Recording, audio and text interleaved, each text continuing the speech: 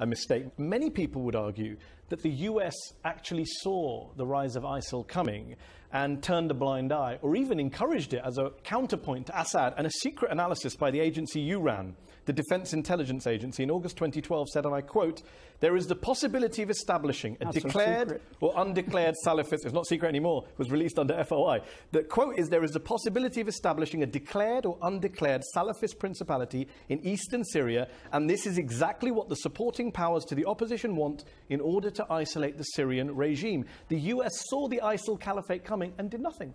Yeah, I think that where we missed the point, I mean, where we totally blew it, I think, was in the very beginning. I mean, we're talking 4 years now into this effort in Syria. Most people won't even remember. It's only been a couple of years. The Free Syrian Army, that movement.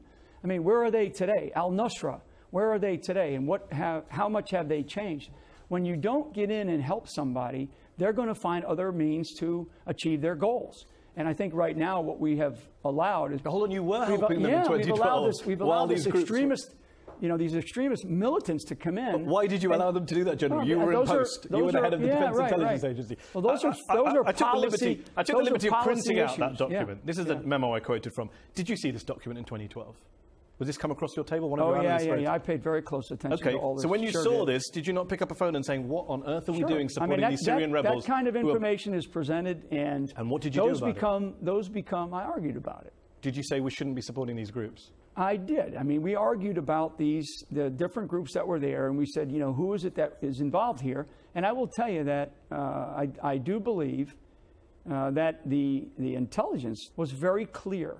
And now it's a matter of whether or not policy is going to be as clear and as defining and as precise as it needs to be, and I don't believe it was. Just on what you're saying, just to clarify here, you're saying today my understanding is you're saying we should have backed the rebels.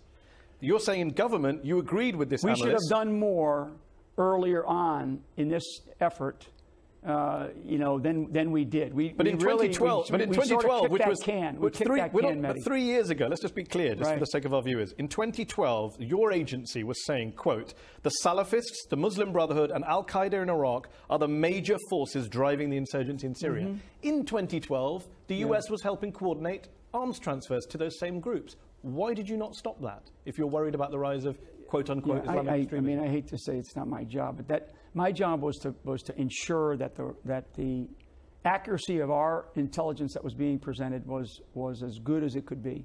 And I will tell you, it goes before 2012. I mean, when we were in Iraq, and we still had decisions to be made before there was a decision to pull out of Iraq in 2011.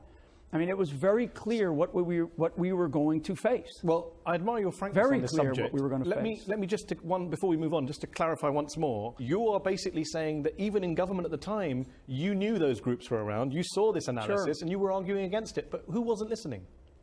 I think the administration. So the administration turned a blind eye to your analysis? I don't know if they turned a blind eye. I think it was a decision. I think it was a willful decision.